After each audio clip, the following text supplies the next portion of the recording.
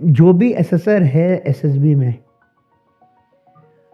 He is not visualising you as a person, वो आपको visualise कर रहा है एज अ फ्यूचर लीडर।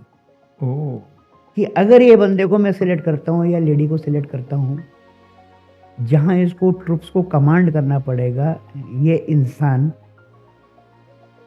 ये पर्सनालिटी ट्रेट्स उस समय कैसे होंगे अगर कहीं मैं कहीं गलती ना कर जाऊँ इसको सिलेक्ट करने में, या मैं कहीं सही तरीके से इस बंदे को एसेस करूँ ताकि बाद में दिक्कत ना पड़े ऑर्गेनाइजेशन को। अफसर के हुक्म पे जवान जान भी दे देगा, तो उस हिसाब से ये जो कैमराडरी और ब्रदरहुड है ना, एक जवान और एक ऑफिसर के बीच में, it starts right from a person donning the uniform for the first. 2000 में हम लोग 12 ऑफिसर सेलेक्ट हुए थे for various regular army units to fulfil the shortage of the losses which were there in of officers. Like initially I was getting Gurkha rifles, but it got changed to Garhwal rifles. So I have served with Garhwal rifles wow. as well. तो हम 12 officers थे which were selected through our dossiers. That option is still available. What is TA? Even today people are very ignorant about the organization. But now after having served in Territorial Army for more than 2 decades, it was really an eye-opener. And the way the organization has grown and the way it has manifested itself into in various fields, it has been an amazing roller coaster ride in this, and I am very fortunate to have joined the Territorial Army. लगता है कि भाई हाँ भी चलो उस समय नहीं हो पाया, तो may be the Almighty has given me a chance to don the uniform in some other form. The idea of putting TA under CDS was majorly, एक तो एक अपग्रेडेशन हुआ टीए का कि पहले it was commanded by a major general, additional director general territorial army. तो सबसे पहले तो उन्होंने उसको अपग्रेड किया by deputing a lieutenant general. wow. This was the first step that the CDS took. This was in anticipation of how TA is going to grow in the fourth coming years. फौज में किताब है defence services regulation. Defence services regulation का para 1 बोलता है, what is army? Army is regular army, reservist and territorial. Okay. That is army. तो आपका एक रेगुलर आर्मी में सब कुछ आता है, infantry, signals, artillery, other arm, सब कुछ आ जाता है। Reservist are all the short service officers. After being released, they are on the reserve list for the next 5 years. And Territorial Army. So this constitutes army. So let us not differentiate between army. As you are all aware about the history कि भी 47 में जब independence मिली थी तो obviously there was कबालीज आए थे पाकिस्तान से, then after the accession of Jammu and Kashmir, then हमने फौज भेजी थी। Now what happens is that whenever there is a war or the regular army is going and fighting a war, they have to leave their rear areas vacant. Now who looks after the rear areas? So the idea was कि नज़दीक के इलाकों से volunteers को करें इकट्ठा, and they look after the rear area securities and we give them a training every year for 2 months. Okay. That was the basic concept which is there on paper even till date. Wow. So the TA Act 1948 very clearly says that it's known as the Citizens Army. Very few people know that there are 2 options in TA. Oh. If you are under 25 years of age and you have got 2 years of TA embodied service, that is physical service, you can join the OTA directly without a written exam. जय हिंद दोस्तों, स्वागत है आप सबका हमारे आज के podcast में। दोस्तों, आप सब ने हाल ही में हुए पहलगाम हमले के बारे में ज़रूर सुना होगा। आप सबको ये सुन के बहुत गुस्सा आया होगा और आप सबको ऐसा लगा होगा कि काश अगर मैं भी भारतीय सेना में काम कर रहा होता तो मैं ज़रूर भारत की तरफ से जाके इस हमले का मुंह तोड़ जवाब देता। आप में से कई ऐसे लोग होंगे जिन्होंने शायद भारतीय सेना में भर्ती होने के लिए मेहनत तो ज़रूर की होगी, बट कुछ ना कुछ कारणों की वजह से आपका सिलेक्शन नहीं हो पाया। पर क्या आपको ये पता है कि उम्र के 35 के बाद भी आप भारतीय टेरिटोरियल आर्मी ज्वाइन कर सकते हैं? और टेरिटोरियल आर्मी जो है वो भारतीय सेनाओं की तरह ही आज भी हमारे देश के हर उस बॉर्डर पे जाके कवरेज करती है जहाँ पे भारत की रेगुलर आर्मी जाती है। उनके भी मिशंस उतने ही कठिन होते हैं जहाँ से कि हमारे भारत के रेगुलर आर्मी के होते हैं। ये और ऐसी कई रोचक जानकारियाँ जानने के लिए देखिए हमारा आज का पॉडकास्ट। हमारे जो आज के अतिथि हैं उनका नाम है लेफ्टिनेंट कर्नल संदीप भटनागर जी। वो भारत के टेरिटोरियल आर्मी से रिटायर हुए हैं। उन्होंने हमें इस पॉडकास्ट में ये बताया कि कैसे टेरिटोरियल आर्मी का गठन हुआ था, वो कहाँ-कहाँ पे तैनात होते हैं और टेरिटोरियल आर्मी का भारत की तरफ से क्या भविष्य है। ये और ऐसी कई जानकारियाँ देखने के लिए देखिए हमारा आज का पॉडकास्ट। और अगर आपको हमारे काम से वैल्यू मिलती है तो प्लीज़ हमारे चैनल को लाइक, शेयर और सब्सक्राइब ज़रूर करें और वो जो बेल आइकन है उस पर क्लिक कर दें ताकि जब भी हम कोई नया पॉडकास्ट अपलोड करेंगे तो आपको हमारा पॉडकास्ट तुरंत दिखाई देगा। धन्यवाद दोस्तों।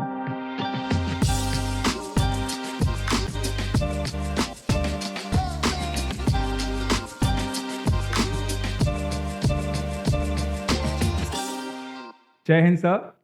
जैन प्रतीक, कैसे हैं आप sir? I am absolutely fine. मैं आपका बहुत बहुत शुक्रिया करना चाहूँगा कि आप इतनी दूर से आज हमारे साथ पॉडकास्ट में सहभागी होने के लिए आए हैं, उसके लिए धन्यवाद। Thank you so much, Pratik. In fact, it is my pleasure also that I connected with you, and I happen to be in Mumbai, ji and coincidentally, it worked out, and we are sitting here together. बिल्कुल। एक और important चीज़ जो मुझे आपके बारे में पता थी कि आप थर्ड जनरेशनल आर्मी पर्सन हैं, मतलब आपसे पहले 2 जनरेशन्स जो थे वो आर्मी में सर्व कर Correct. चुके हैं। Correct. एंड मुझे सबसे पहले यही पूछना है आपसे कि how was the family background और how are your growing up days, कैसा था माहौल? See, third generation we are talking is my grandfather was in World War II in the ordnance, okay and my father was an ex-emergency commissioned officer, which was actually shortage पड़ रही थी officers की after the China war. So emergency commission शुरू किया था. There were 10 courses of emergency commission, that is EC1 to EC10. उसके बाद short service course 1 शुरू हुआ 1968-1969 में. So he was from EC4. Okay And he joined the air defense regiment, and after that he was 10 years के बाद he was with the border roads organization, and he retired from there. And बचपन कैसा रहा, basically till 7th I have been moving around with my parents wherever my father got posted. Then thereafter I was put in the hostel. So I've been a hostler and an independent guy right from 7th onwards. I have done my schooling from St. Joseph's College, Nainital. It's a very famous school Yes. जहाँ से सुरीदीन शाह वगैरह भी पढ़े हुए हैं. जी And I did part of my college from Chandigarh, and then completed my graduation from Indore Christian College. Wow And the growing up days has been really wonderful because being a uniformed person's child, we get a chance to move around all over India. In fact, we had a tenure, my dad had a tenure in Bhutan also. So Wow. I had the privilege of studying in Bhutan for 3 years. My middle school types. So that was one place which I really loved. Apart from that, it's been a very adventurous life throughout, and काफ़ी मज़ेदार रही है life. मैं आपसे इस बारे में इस तरह से जुड़ पा रहा हूँ क्योंकि मेरे खुद के पिताजी वायुसेना में थे, तो मैं पंजाब में पैदा होके पूरा भारत भ्रमण करके फिर मुंबई में आके सेटल हुआ। अरे वंडरफुल. तो मैं समझ पा रहा हूँ जो आप कह रहे हैं, पर एक कंप्लेंट जो मेरी भी रही है वो ये है कि हम लोग दोस्त नहीं बना पाते हैं क्योंकि कंटिन्यूस मूव करते रहना पड़ता है। See, दोस्त बन जाते हैं, but it depends from person to person. बचपने में क्या होता है कि ठीक है, we are not well aware और we are not that grown up also that we realise the essence of friendships. But as we grow up से 10th ऑनवर्ड्स, चाहे आपकी कहीं पे भी फादर की पोस्टिंग रही हो, normally people try to remain in touch. Remaining in touch is another form of your friendship growing and never to forget types. And हमारे टाइम में तो we used to write letters and all to friends. We even used to write letters to our ex teachers. तो वो ज़माना कुछ और था, अभी the trends are changing day by day, so it really makes a difference, but friendships continue if they really want to continue, because it it depends on a person कि आपको सिर्फ एक्वेंटेंसशिप रखनी है या फ्रेंडशिप रखनी है, I the agree. Decision is on the individual himself. बिल्कुल। एक जो महत्वपूर्ण चीज़ है वो ये है कि आपने अपने पिताजी और दादाजी की तरह सोचा था कि आप भी एनडीए ज्वाइन करना चाहते हैं, बट शायद आपकी फेट ने कुछ और चाहा था कि आप एसएसबी क्लियर करके भी ज्वाइन नहीं कर पाए थे, तो उसका वजह क्या था? See, I didn't appear for India, to be very frank. I think Okay. that is आपको शायद basically I tried for CDS okay. after my graduation, and I joined the academy also. I cleared in the first attempt, SSB in the first attempt, but unfortunately my father met with a head injury accident, and he was hospitalized for almost 10 months. That time surgeries never used to take place, clot वगैरह को dissolve कर देते, it was a lengthy procedure. So I withdrew myself from the academy, and I had requested the army headquarters, the General Sundarji was the chief. I had requested him for an interview, एक brigadier साहब ने बुलाया भी था, but then there was no procedure in the system कि आपको next course में ले लो, because I had left out of my own will. But then any kind of debacles in life, they teach you a lot. तो हमने हिम्मत नहीं हारी, हमने पैरामिलिट्री फोर्सेस के लिए CAPF के लिए ट्राई किया, but the system there is totally different. वहाँ पे पहले फिजिकल होता है, फिर रिटन होता है, फिर इंटरव्यू होता है। Physical and written are at a particular centre, and all the interviews are held at Lodhi road in New Delhi in the headquarters. Okay. Though I do not want to really comment, but during our times when I got selected, I cleared my written and my physicals both when I was there for the interview. That time, lot of hassles were there, regarding under the table things and all those things. So we didn't have that kind of money. ठीक है, बस उसके बाद 1 साल मैंने 1.5 साल का मैंने एक PG डिप्लोमा किया कंप्यूटर एप्लीकेशन में। That was in 87-88, and that was something very new which had landed up in India, and my director happened to be the institute चला रहा था, he was an ex IITian from Powai. Wow. and he went into business, तो उस समय basic DBase Fortran COBOL ये सिखाया जाता था। तो 3-3 4-4 महीने का एक कोर्स होता था। जैसे मैंने बेसिक लैंग्वेज ख़त्म करी तो our centre got a assignment for a higher secondary school to teach basic to students from class 6 to class 12, and I was nominated for that. So I taught for one full academic session in a higher secondary school basic language in computers. तो जो वहाँ से salary मिलती थी वो मैं इधर fees जमा कर देता था। Then I joined the corporate. I was for 3 years in a company called Gestetner India Limited in Chandigarh, which was in office automation products. And then in Birla's in Delhi, I was in defense marketing. Wow. And we were into radio frequency test and measuring instruments. And I was the only non-technical person in the entire marketing team. And I was looking after the commercial aspects.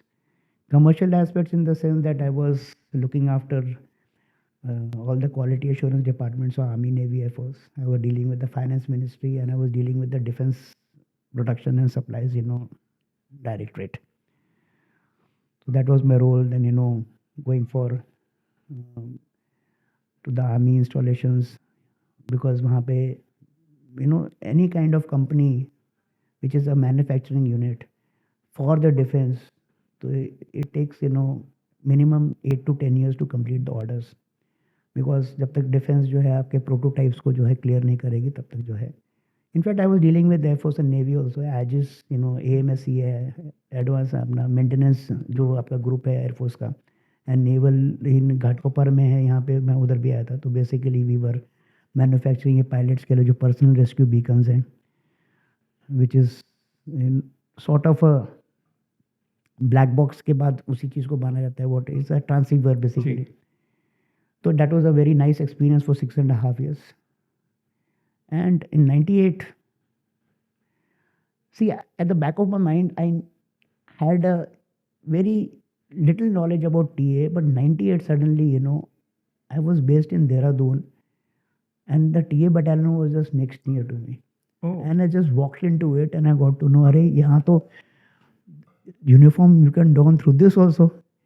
Now it had been a gap of almost 9.5 years since I had gone to OTA. My God. And then it struck my mind, why not? It's me 18 to 42 years. Yeah, I'm just 29. So might as well तो मैं procedure पूछने गया था, वहाँ procedure पता लगा.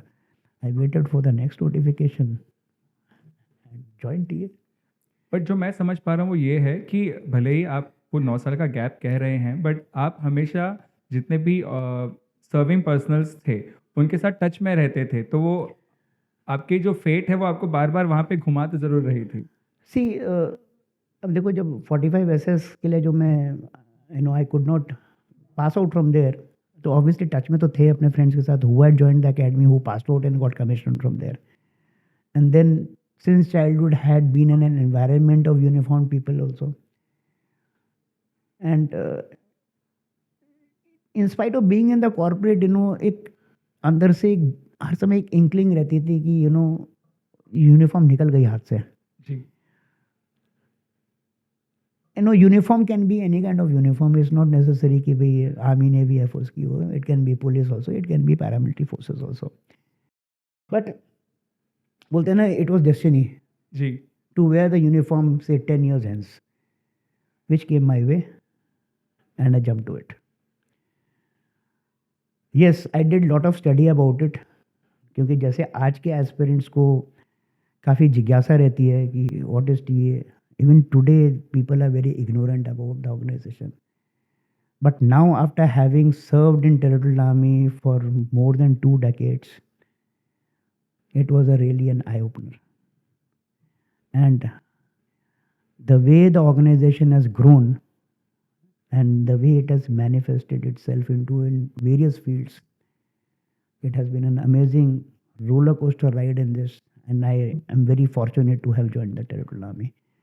लगता है कि भाई हाँ भाई चलो उस समय नहीं हो पाया, तो maybe the almighty has given me a chance to don the uniform in some other form. बिल्कुल. जैसा आपने उल्लेख किया, आज की तारीख में भी कई हमारे यूथ हैं जो सिर्फ, अगर टेरिटोरियल आर्मी की अगर मैं बात करूं तो उनको तुरंत याद आते हैं शायद MS धोनी, या फिर जो हमारे यूनियन मिनिस्टर है अनुराग ठाकुर जी, जिनको एक ऑनररी पोस्ट दी गई है, बट उनको उसके अलावा इतनी डेप्थ में टेरिटोरियल आर्मी की जानकारी नहीं है. तो मैं आपसे यही विनती करूंगा कि आप सबसे पहले तो ये बताइए कि इस टेरिटोरियल आर्मी का गठन क्यों किया गया था, जब ये किया गया था, और वहाँ से आज वो जिस रूप में हम उनको देख पा रहे हैं वहाँ तक कैसे पहुँचे. I'll tell you. Basically, World War I और World War II में, even in 1920s to mid 1940s, when the World War II was ending, there was always, even under British India, there was always a ITF, that was the Indian Territorial Force, which was in vogue. However, after independence in 1948, there was a need of a volunteer force to assist the regular army in case of war.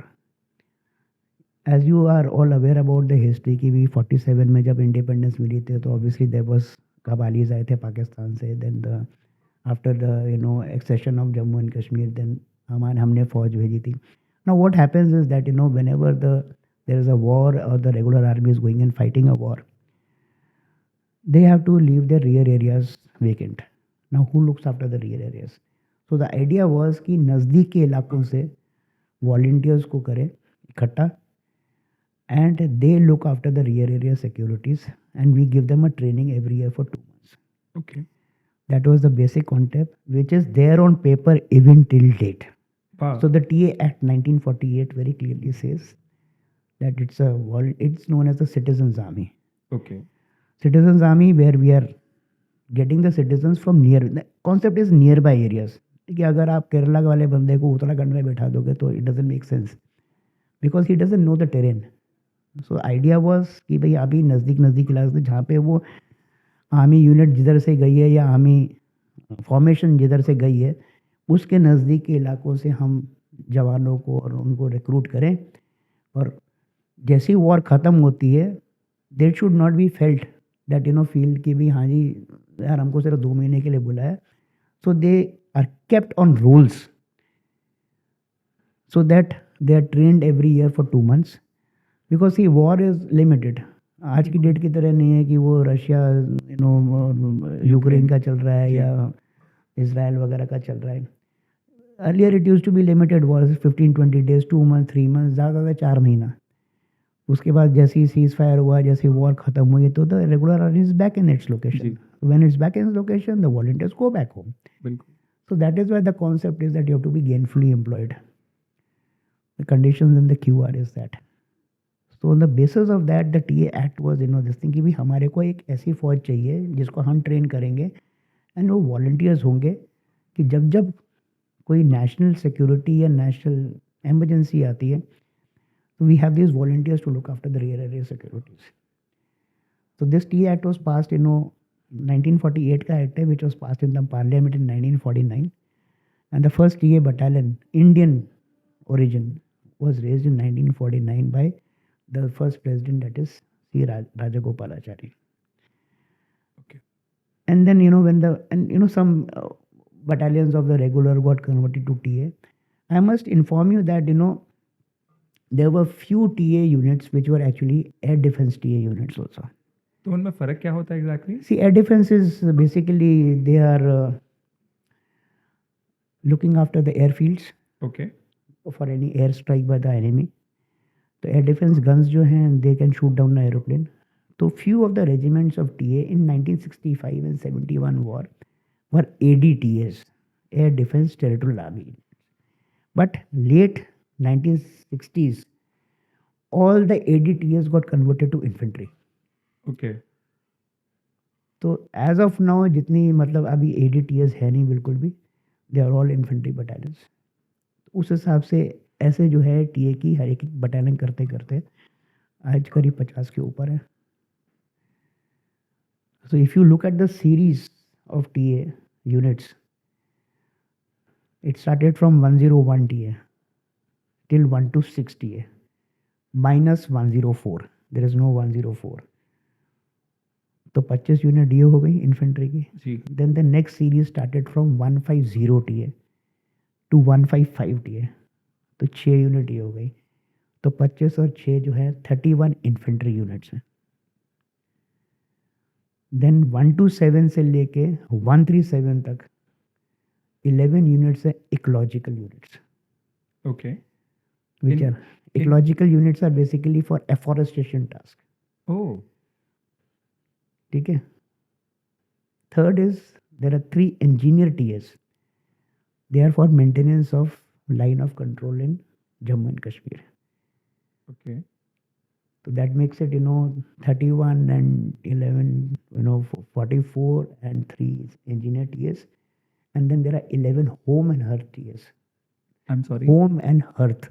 Okay. That is on son of soil concept. अच्छा. That is for int collection by recruiting the local youth of JNK and Northeast for int collection, because they know their terrain, they speak that language, they're nearer to their homes.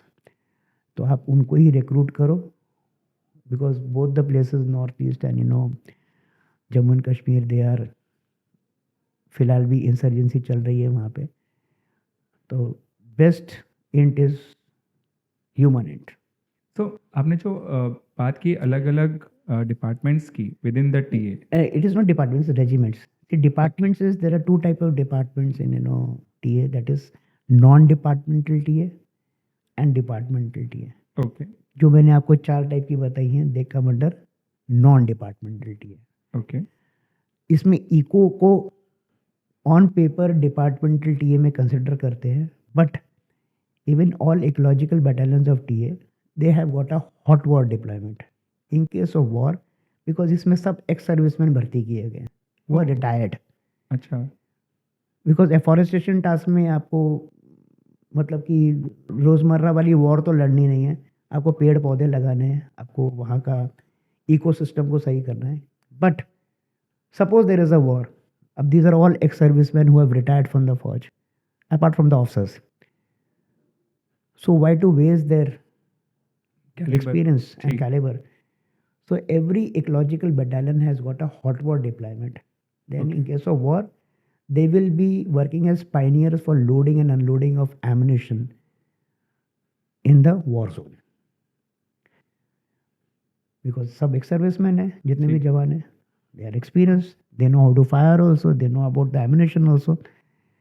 So paper पे departmental TA में count हो रही है, but क्योंकि इनका hot war deployment है इसलिए it can be considered, इसलिए उसमें लिखते हैं ecological infantry battalion ecological TA. So it's infantry also as well as ecological. Infantry why? Because it can be utilized for hot war, and ecological it can be used as a departmental, because जितनी ecological battalions है wherever they are located they are funded by the Ministry of Environment oblique state, okay. which is on a reimbursement basis. So first MOD pays the amount, salary is value सब कुछ, which is reimbursed by the MOEF or the state government, जिसके through जो है ये companies या battalion खड़ी करी गई है. ओके. सो मुझे ये समझना था, जो अभी यूथ सुन रहा है आपको, तो डिपार्टमेंटल और नॉन डिपार्टमेंटल में एक्चुअली कितना फर्क होता है? अभी देखो जो आपको बता दिया, इतनी सारी यूनिट्स हैं नॉन डिपार्टमेंटल में. Departmental TA is affiliated to that particular department, like ONGC, okay. तो oil and natural gas commission की टीए है. तो उसमें क्या, रेलवे टीए है. पहले गवर्नमेंट हॉस्पिटल टीए भी होता था, वो डिसबैंड कर दिया है. Okay. Then there was used to be signal TA, means communication के लिए, जिसमें BSNL वाले आते थे, वो भी डिसबैंड हो गए. Then there is a refinery and pipeline TA. तो आज की डेट में refinery and pipeline, railway TA and ONGC oil sector TA जो है, दिस आर 3 डिपार्टमेंटल टीएज, जहाँ पे उन्हीं के एम्प्लॉयज़ को 2 महीने की ट्रेनिंग के लिए आना पड़ता है हर साल, ओह. who are volunteers from that particular department. Okay. In that officer category, जो कि DRM होते हैं, जो कि स्टेशन मास्टर्स होते हैं, if they are volunteers, तो they are taken in as officers, lieutenants, captains. तो नॉन डिपार्टमेंट वाले डिपार्टमेंट में नहीं जा सकते, डिपार्टमेंटल वाले नॉन डिपार्टमेंट में नहीं आ सकते. तो these are the 2 main branches of TA, जी. Departmental and non departmental. और जो आपने रेजिमेंट्स की बात की थी थोड़ी देर पहले, अलग अलग रेजिमेंट्स की, तो इनको गठन करने के पीछे का मकसद क्या था? See, every unit in TA, that is I'm talking about non departmental जी. में, एक ना हर एक रेजिमेंट की एक स्ट्रेंथ को मेंटेन करना पड़ता है. सो फर्स्ट ऑफ ऑल तो हर एक की एफिलिएशन है एक particular regiment of Indian army से. इन्फेंट्री यूनिट, ओह. जैसे अच्छा. जैसे मैंने सीरीज बताया 1017 126 101 मराठा लाई, 102 पंजाब रेजिमेंट से, 103 सिखलाई रेजिमेंट से, 105 राजरिफ रेजिमेंट से, ऐसे करते करते जो है जितनी यूनिट्स हैं, including HNH, including ecological and including engineer TA, ये सब किसी न किसी रेजिमेंट से एफिलेटेड होती हैं. ओके. वो रेजिमेंट्स वैसे करते हैं इनको एफिलिएट की, so that there is a harmony in the strength of each regiment. तो अगर सपोज करो हम बोलते हैं कि भाई इंडियन आर्मी में सिखलाई की कितनी यूनिट्स हैं, सिख लाइट इन्फेंट्री की, तो पहले तो रेगुलर आर्मी की जितनी बैटालियंस होंगी, बिल्कुल. उसके बाद RR से एफिलेटेड कितनी बैटालियंस होंगी सिखलाई की, प्लस टीए के कितनी यूनिट्स हैं. ओके. तो that is Sikh light infantry की रेजिमेंट में इतनी सारी यूनिट्स हैं. ओके. ऐसे गोरखा में कितनी है, ऐसे महार रेजिमेंट में कितनी है, ऐसे राजरिफ टीए में कितनी है, तो सो एंड सो फोर्थ, जैसे जैसे रेजिमेंट्स में. तो ultimately they are all coming around to the same figure. जी. एंड एफिलिएशंस इसलिए रखते हैं कि उस पर्टिकुलर रेजिमेंट का ईथोस, उस रेजिमेंट का जो नाम नमक निशान वाला जो नारा है, जैसे सिखलाई में देख देख फतेह, आसाम रेजिमेंट तगड़ा रहो, ऑल दोज थिंग्स, एक सेंस ऑफ बिलोंगिंगनेस है to your paltan, to your ethos of the unit, to the history of the unit, to the camaraderie and all those things. So that is why Indian Army is, see, our army is all, amongst all the world armies, our army is officer led. Officer के हुक्म पे जवान जान भी दे देगा. बिल्कुल. तो उस हिसाब से ये जो कैमरेडरी और ब्रदरहुड है ना, एक जवान और एक ऑफिसर के बीच में, it starts right from a person donning the uniform for the first day. And when we talk about TA, see, very few people know, फौज में किताब है defence services regulation. Defence services regulation का para 1 बोलता है, what is army. Army is regular army, reservists, and territorial. Okay That is army. तो आपका एक रेगुलर आर्मी में सब कुछ आता है, infantry, signals, artillery, other arm, सब कुछ आ जाता है. Reservists are all the short service officers. After being released, they are on the reserve list for the next 5 years. And territorial army. So this constitutes the army. So let us not differentiate between army. बिल्कुल Regular army ठीक है, because you are coming from an academy, ji that is, OTA, IMA or from NDA. Whereas TA का चलो, system अलग है, which as we go on, I'll explain to you how TAs, officers are recruited and all these things. आपने अभी जितनी भी जानकारी दी उसमें से मैं सबसे पहले उस विषय पे आना चाहता हूँ कि एज लिमिट आपने थोड़ी देर पहले कहा था कि 42 तक का टीए में ज्वाइन करने का एज लिमिट रखा गया है, तो इसके पीछे का कारण क्या था?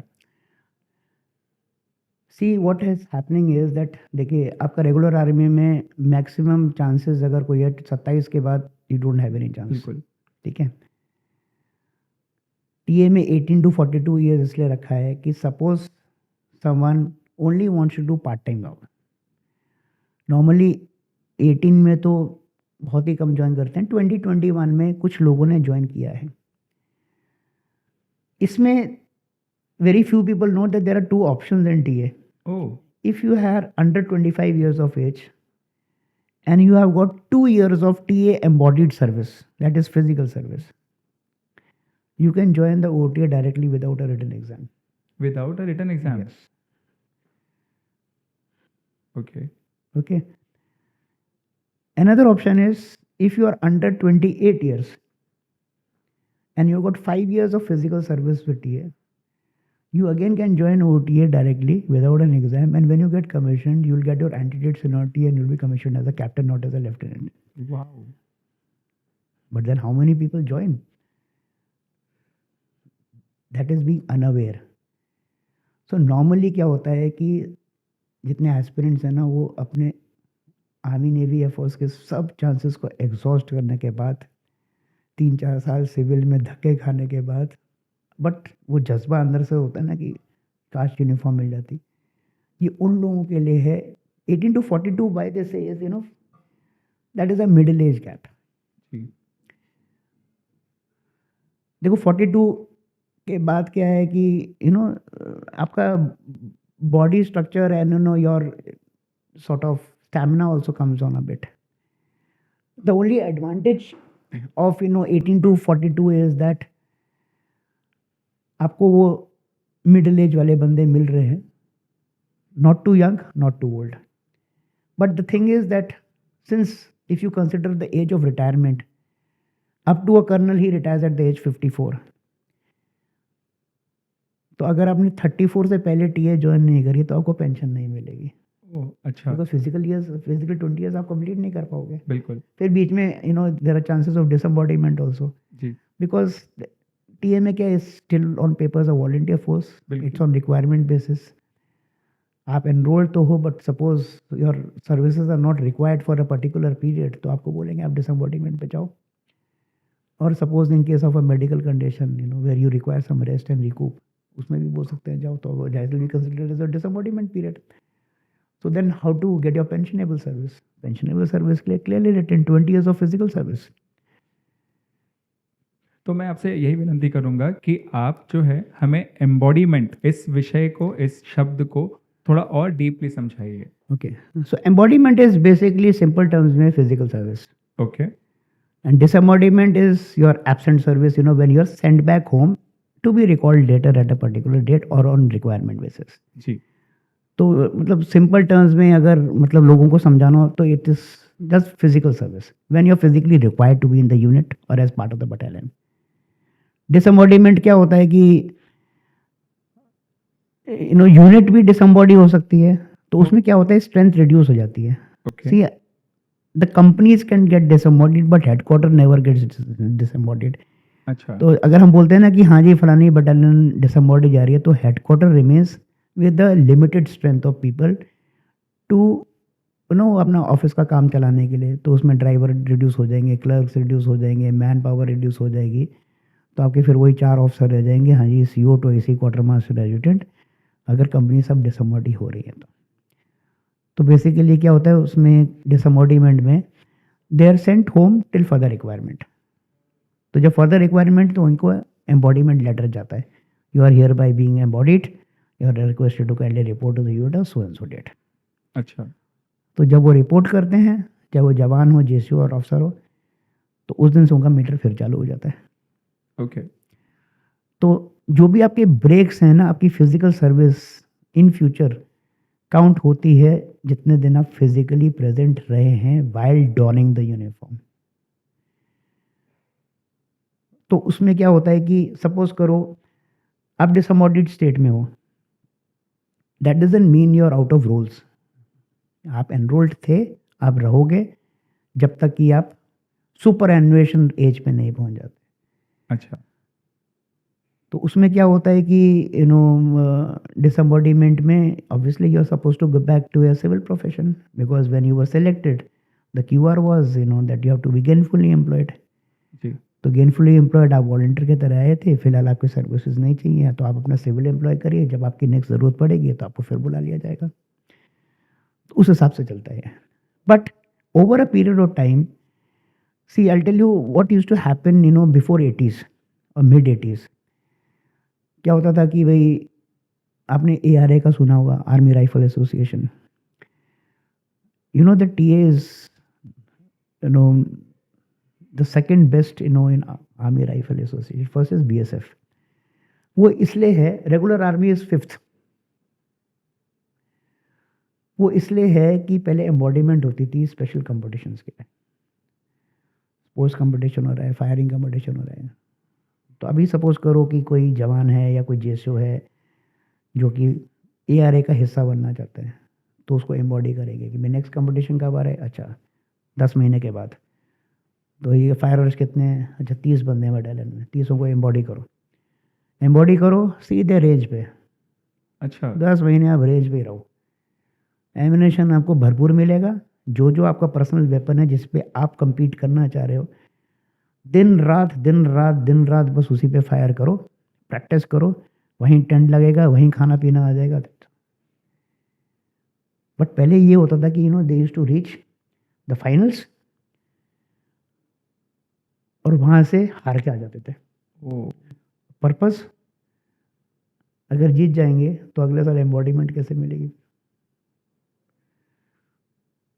तो अगर आप गोल्ड मेडल लेकर नहीं आ रहे या आप हार के आ रहे हो, तो आप नेक्स्ट ईयर उस वेपन पे नहीं जा सकते, because you have lost that competition in the previous year.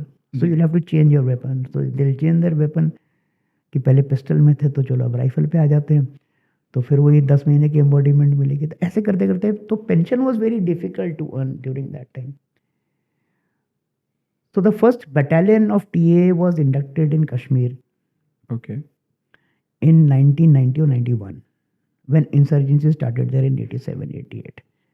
तो 1990 में जब RR शुरू हुई तो obviously they were required कि ये VAVPs को कौन देखेगा फिर, vulnerable areas and vulnerable points, ammunition depots हैं वहाँ पे, स्टोर हाउसेज हैं, और राष्ट्रीय राइफल्स भी नई नई खड़ी हो रही थी। तो there was a requirement of manpower. See जो डिफेंस सिक्योरिटी कोर है, जो कि नॉर्मली नेवी और एयरफोर्स के साथ एयरफील्ड्स पे भी लगता है, उनका एज प्रोफाइल जो है स्लाइटली डिफरेंट फ्रॉम TA। तो क्योंकि वो 60 ईयर्स तक सर्विस करते हैं जी। TA में 18 to 42 है, तो जवान और JSO लेवल पे आपको 18 और 35 के बीच में एक मैन फोर्स मिल जाती है, and they are trained also. जी। And all the TA Jawans have been going to the respective regimental centers for 9 months like any other regular army Jawan. O. Same training. Officers का थोड़ा सा difference था, जो अब थोड़ा सा different हो गया है। तो जब आपके पास एक ट्रेंड फोर्स है, तो इसलिए इन्होंने जो है फिर इंसर्जेंसी में TA को यूटिलाइज करना शुरू किया। अब उसके बाद नॉर्थ ईस्ट में भी इन्होंने तो नॉर्थ ईस्ट एंड कश्मीर में जब से इंसर्जेंसी चल रही है, तब से मैं कह सकता हूँ कि वो ब्रेड एंड बटर हो गया on ground, full time embodiment हो फुल गया। Time embodiment on requirement basis ही है, because Okay. Everyone has to be given a chance. जी तो रोटेशन में रखनी पड़ती है बटालियंस एंड कंपनीज। जी let me specify a point over here that TA की deployment is not battalion wise, it is company wise. दोनों में फ़र्क क्या होता है? हर एक बटालियन के नीचे आइदर 4/6/8 कंपनीज होती हैं। Okay the battalion is commanded by a full colonel, is the commanding officer. उसके बाद सेकेंड इन कमांड होता है, एडजुटेंट एंड क्वार्टर मास्टर होते हैं, ये उसके हेडक्वार्टर की टीम है। बट उसके पास man force accompanied by one officer each is the companies. Companies have got 104 की strength. ओके Infantry battalions में and I think 115 in HNH battalions. Okay तो they are the workforce. तो companies की deployment होती है, तो उसमें कुछ पावर्स हैं अराउंड 95 to 97 जो DGTA डिप्लॉय करता है, that is director general territorial army. उसके ऊपर जो है डिप्लॉय करने के लिए CDS की परमिशन चाहिए होती है आज की डेट में, जो पहले चीफ की परमिशन होती थी, around 25 to 30। Beyond that, because see everything has got a financial implication, जी टंका है, मूवमेंट है, सब कुछ है। बियॉन्ड दैट अगर किसी को डिप्लॉय करना हो उसके लिए पार्लियामेंट अप्रूवल लेनी पड़ती है। ओह तो that really depends on the situation. Like two major occasions I can say जब ये सिचुएशन अराइज हुई है, first was in 99 war of Vijay, जी और दूसरा हुआ ये पार्लियामेंट अटैक के बाद ऑफ पराक्रम, जब 100% टीए की यूनिट्स को मोबिलाइज कर दिया था। आर्मी तो गई है, एयरफोर्स भी हाई अलर्ट पे है, नेवी भी हाई अलर्ट पे है, but 100% TA battalions were mobilise during of Parakram. यानी जितनी भी आपने थोड़ी देर पहले हमको ये गिनवाए थे, रेजिमेंट्स गिनवाए थे, सारे सब ऑन ड्यूटी 52 थे, बटालियंस, ऑन ड्यूटी थे। 52 नहीं, जितनी उस समय खड़ी थी जी सारे 2001 में, क्योंकि जितनी HNH है ना वो 2003 ऑनवर्ड्स की खड़ी है, राइट वो तब नहीं थी। इवन इंजीनियर टी नहीं थी, इवन 11 जो है ये इकोलॉजिकल टीयर नहीं थे, 7-8 ही थी तब। तो अराउंड 31 इन्फेंट्री बटालियंस एंड ये सब डिप्लॉयड थे। अब उनको डिप्लॉय करने के लिए ऑब्वियसली Funds. फंड नहीं, पार्लियामेंट अप्रूवल चाहिए। जब जी। सरकार बोलेगी तब वो डिप्लॉयेंगे, over and above what is authorised. जी तो that is how T is deployed. Okay मैं आपने जो थोड़ी देर पहले ट्रेनिंग इस विषय में जानकारी दी थी, उस पर थोड़ा सा और डिटेल। देखिए, ट्रेनिंग ऑफिसर्स की बताता हूँ पहले मैं। जी जवानों को तो मैंने बताया आपको 9 महीने जाते हैं रेजिमेंटल सेंटर में, जैसे रेगुलर आर्मी का जवान जाता है। देखिए, इनिशियली पहले ऑफिसर्स का क्या था, उसके लिए मेरे को आपको 4 टाइप की एम्बॉडीमेंट बतानी बहुत ज़रूरी है, क्योंकि ये मैंने आपको ऑलरेडी स्पेसिफाई कर दिया कि गेनफुली एम्प्लॉयड होना ज़रूरी है टीए ज्वाइन करने के लिए। तो जब आप टीए ज्वाइन करते हो, there are 4 types of embodiment. First is annual training camp. Okay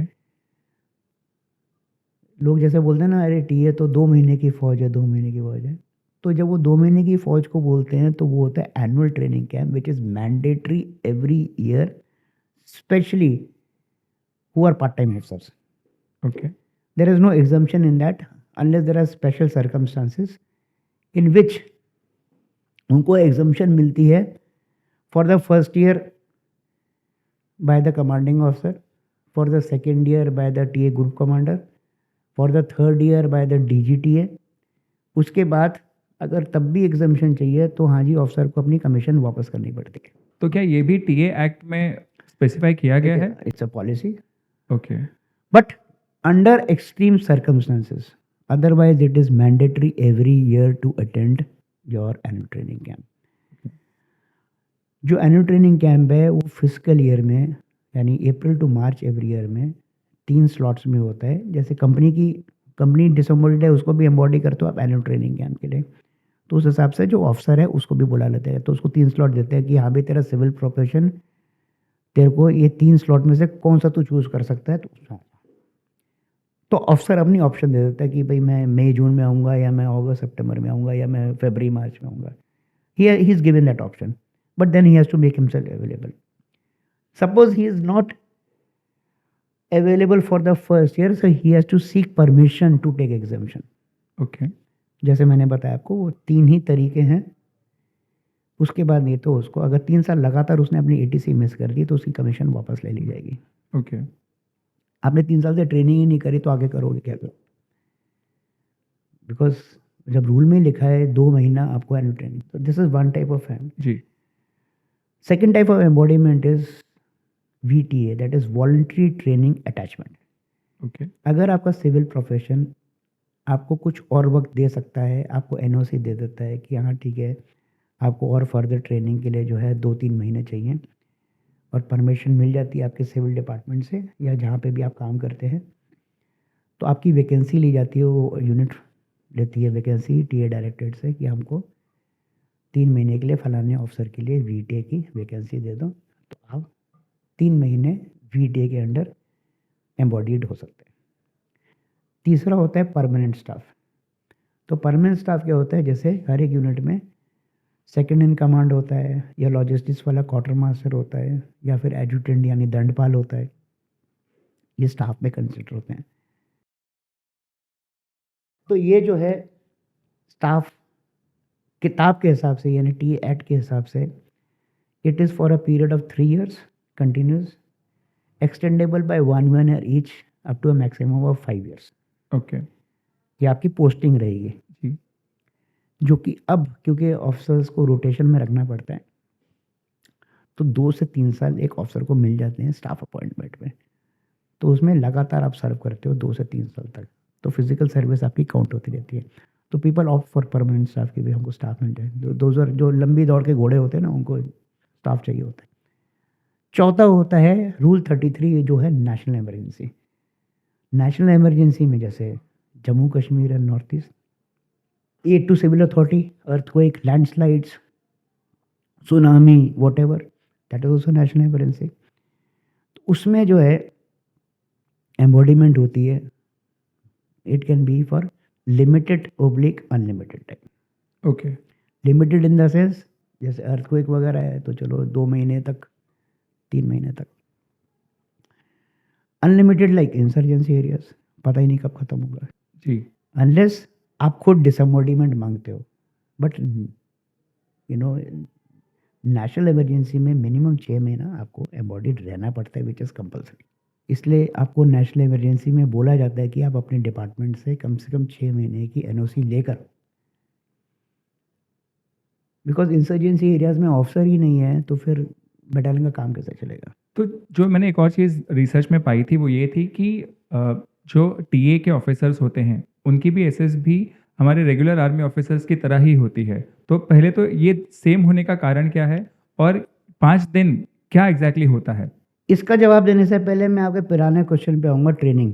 okay क्योंकि मैं एम्बॉडीमेंट की बात कर रहा था. पहले क्या होता था, I am talking about till mid 2000s. आपने कोई यूनिट ज्वाइन करी जो आपको मिली है ऑन कमीशनिंग, तो पहले होता था पोस्ट कमीशन ट्रेनिंग. तो जब आप यूनिट ज्वाइन करोगे 1 महीने की ये होगी ऑफिसर रिक्रूटमेंट ट्रेनिंग, जो यूनिट लेवल पे होगी. फिर यूनिट में भी जितने वो ड्रिल उस्ताद और वो फिजिकल वाले उस्ताद, PT उस्ताद वगैरह, GSU वैसे, वो सब ने भी IMS से कोर्स करे, मतलब कोर्स क्वालिफाइड है. तो पहले आपकी 1 महीने की रगड़ाबाजी होगी यूनिट में, उसके बाद 2 महीने का ATC लगाओगे उसी यूनिट में, 3 महीने हो गए. फिर पहले मानेसर में और अभी देवलाली में टी अकेडमी है. ओके पहले मानेसर में थी, जो शिफ्ट कर दिया देवलाली में अराउंड 10 years बैक. उसमें चलाते थे CI कैप्सूल, जैसे काउंटर इंसर्जेंसी कैप्सूल, 3 महीने का. उसके बाद IMA में जाते थे पोस्ट कमीशन ट्रेनिंग के लिए 3 महीने के लिए. तो 3 + 3 + 3 हो गया 9 महीना. जी बट डिसएडवांटेज क्या था कि आपने पहले 3 महीने तो लगातार कर लिए. अब अगले 3 महीना देवलाली या मानेसर ओब्लिक देवलाली, अभी तो फिलहाल देवलाली में ही है, और IMA जाने के लिए आप एक ही जने को नहीं भेज सकते, तो you have to send all the selected people as a batch over there. TA में आपकी date of enrolment is your date of seniority. अच्छा। अगर मैं और आप एक ही एसएसबी में हैं, हम दोनों क्लियर कर जाते हैं, मगर मैं आपसे पहले ज्वाइन कर लेता हूँ तो मैं आपसे सीनियर हूँ, क्योंकि मेरा टीए का पर्सनल नंबर पहले आएगा, जी। मेरा टीए का आइडेंटिटी कार्ड पहले आएगा। और ये सब इस वजह से होता है क्योंकि पुलिस वेरिफिकेशन कई कई जगह देरी हो जाती है, तो अफसर फिर देर से ज्वाइन करता है, तो there is a time period of 6 months to join. तो सपोज करो मैंने जनवरी में ज्वाइन कर लिया, आपने मार्च में ज्वाइन करा, तो मैं आपसे 2 महीना सीनियर हूँ फिर, तो आपको मेरे को सर बोलना पड़ेगा बेशक हम एसएसबी में साथ थे। ओके। ओके, कंडीशन नंबर 1 ये है। तो जो ट्रेनिंग 3+3+3 है, अभी सपोज करो अलग अलग एसएसबी है, प्रयागराज, भोपाल एंड बैंगलोर, अभी चौथा भी खुल गया वहाँ जलंधर में। अब अलग अलग टाइम पे एसएसबी होती हैं, वो स्लॉट लिया जाता है, तो अलग अलग टाइम पे कैंडिडेट्स जो हैं क्लियर करेंगे जो एसएसबी, उनका टाइम वेरिएशन आएगा। टाइम वेरिएशन आएगा तो सब अलग अलग टाइम पे ज्वाइन करेंगे, सब अलग अलग टाइम पे ज्वाइन करेंगे, तो उनकी ट्रेनिंग कैसे कराई जाए?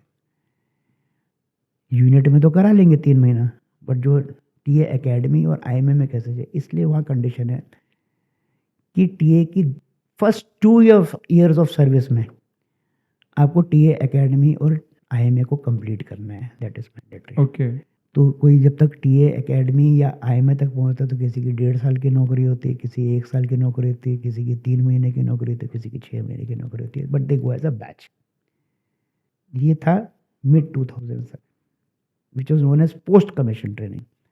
क्योंकि पहले क्या था कि जब आप सिलेक्ट हो जाते थे एसएसबी के बाद, आपका जो कॉल अप लेटर होता था उसमें चाहे जैसे आपका नाम प्रतीक कदम है, lieutenant Prateek Kadam, you are here by commission and so and been allotted so and so unit and it's a president's commission, तो वाह। आपको कॉल लेटर में ही रैंक के साथ बुला रहे हैं, ओके। जो अब चेंज कर दिया है। तो पोस्ट कमीशन ट्रेनिंग को अब कर दिया प्री कमीशन ट्रेनिंग। ओह।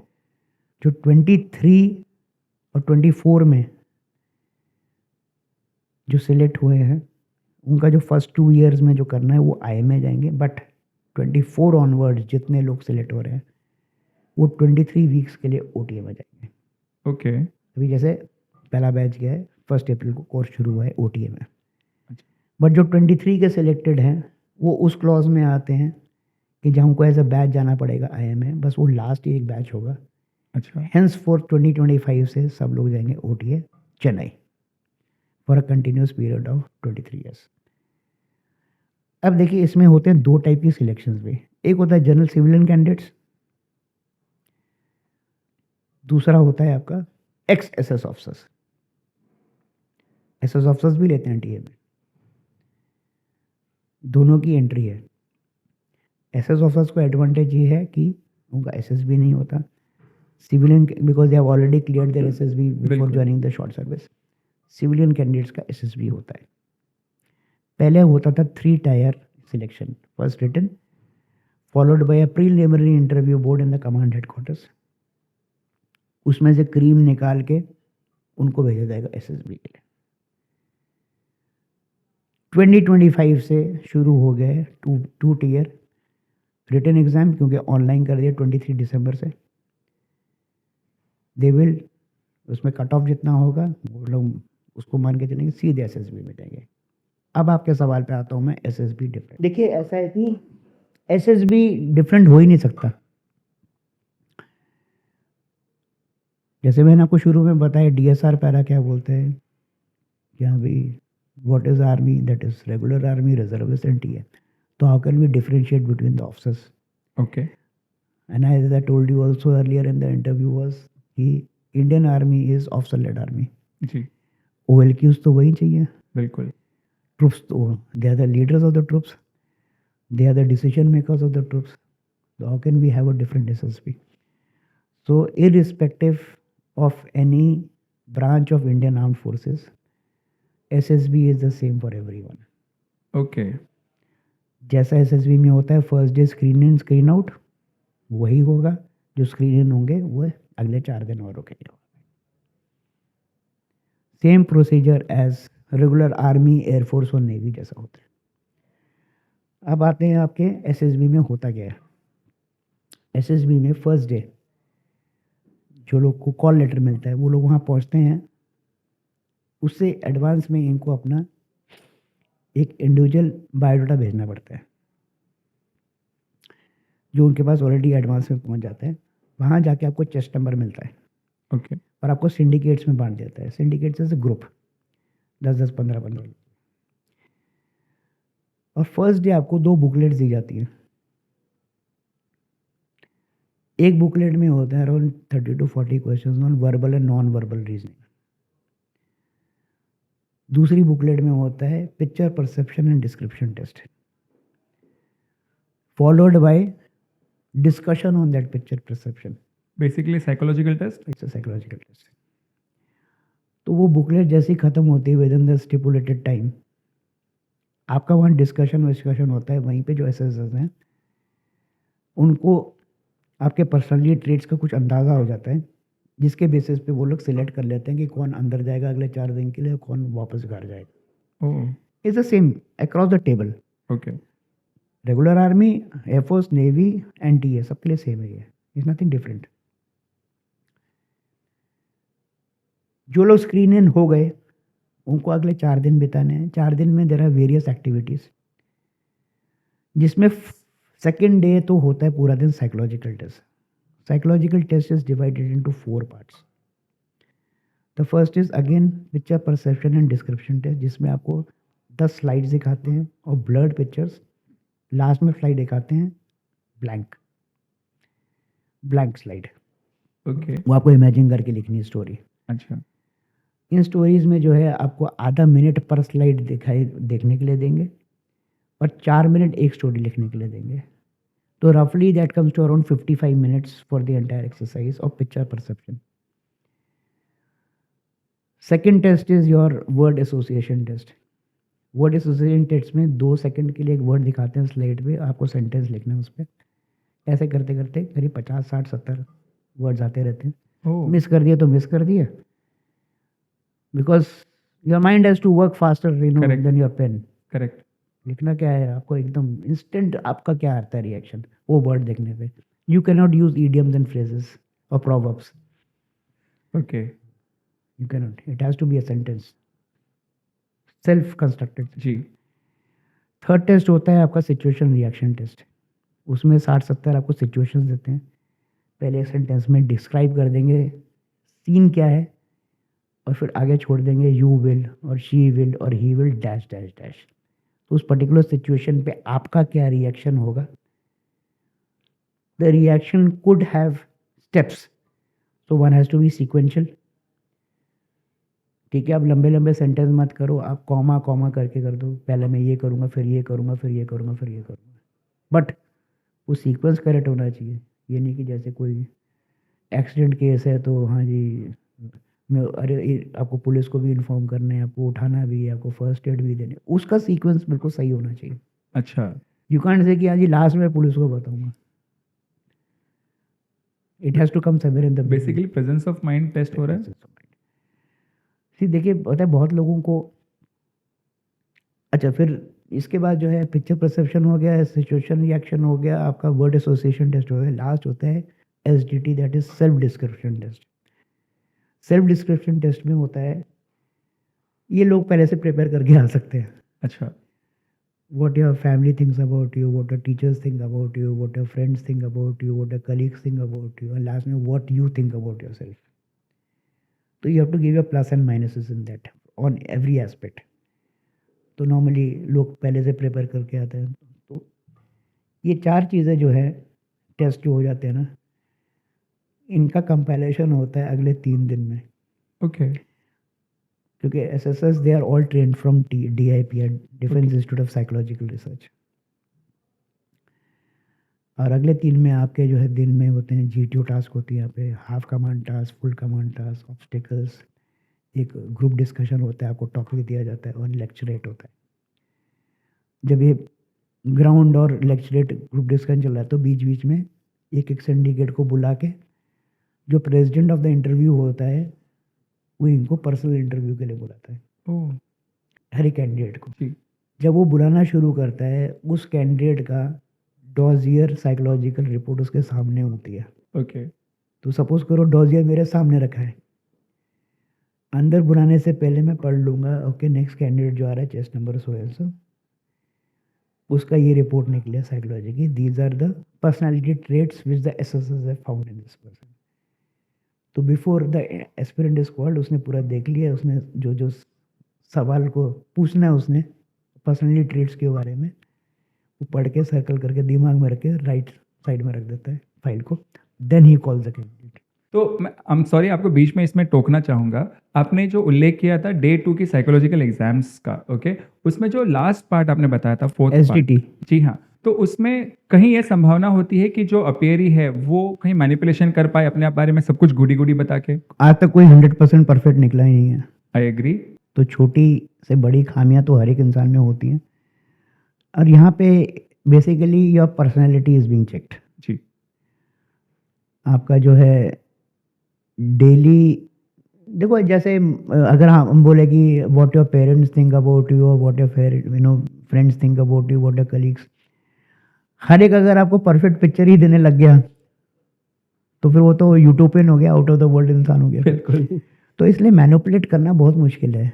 मैनिपुलेट अगर आप करोगे तो एसेसर अपने आप ही पकड़ लेगा, प्रेसिडेंट आपको पकड़ लेगा। Don't tell me that you are mister perfect और miss perfect, don't tell me that you do not have any kind of imperfection, वो तो पॉसिबल है नहीं। फिर ग्राइंडिंग शुरू हो जाएगी जी। कि आपने SDT में जो है फलानी चीज़ लिखी है, मुझे प्रूव करके बताओ। तो इंसान को 10 उसके नुस्खे ढूंढने पड़ेंगे प्रूव करने के लिए, तो कब तक झूठ बोल सकते हो आप? बिल्कुल। आप एक एक चीज़ को अगर फॉल्सिफाई करोगे अपना एक पॉइंट ऑफ व्यू देने के लिए, कब तक दोगे आप? और जैसे वो कहते हैं कि एक झूठ को छुपाने के लिए कई और झूठ बोलने कई और पड़ते हैं। झूठ बोलने पड़ते हैं, तो उसका फिर there is no end to it, तो पता लग जाएगा कि यार ये आज इंसान ऐसा कर रहा है, कल को जब अपने ट्रुप्स को कमांड करेगा तो फिर कैसा करेगा। बिल्कुल। देखिए जो भी एसेसर है SSB में, he is not visualising you as a person, वो आपको विजुअलाइज कर रहा है एज अ फ्यूचर लीडर। ओह। कि अगर ये बंदे को मैं सिलेक्ट करता हूँ या लेडी को सिलेक्ट करता हूँ, जहाँ इसको ट्रुप्स को कमांड करना पड़ेगा, ये इंसान के पर्सनालिटी ट्रेट्स उस समय कैसे होंगे अगर कहीं मैं कहीं गलती ना कर जाऊँ इसको सिलेक्ट करने में, या मैं कहीं सही तरीके से इस बंदे को एसेस करूँ ताकि बाद में दिक्कत ना पड़े ऑर्गेनाइजेशन को। बिल्कुल। तो अगर आप एक ना वर्ड बड़ा फेमसली यूज होता है फौज में, इन द ऑर्गेनाइजेशनल इंटरेस्ट, यानी एक फौज की जो ऑर्गेनाइजेशन है उसके इंटरेस्ट में काम हो रहा है, उसके डिसइंटरेस्ट में काम नहीं हो रहा है। तो अगर हम उसके इंटरेस्ट में काम कर रहे हैं तो हमारे को एक तो अपने से सच्चाई रखनी पड़ेगी एज एन एसेसर, और एक दूसरे की सच्चाई पकड़नी पड़ेगी।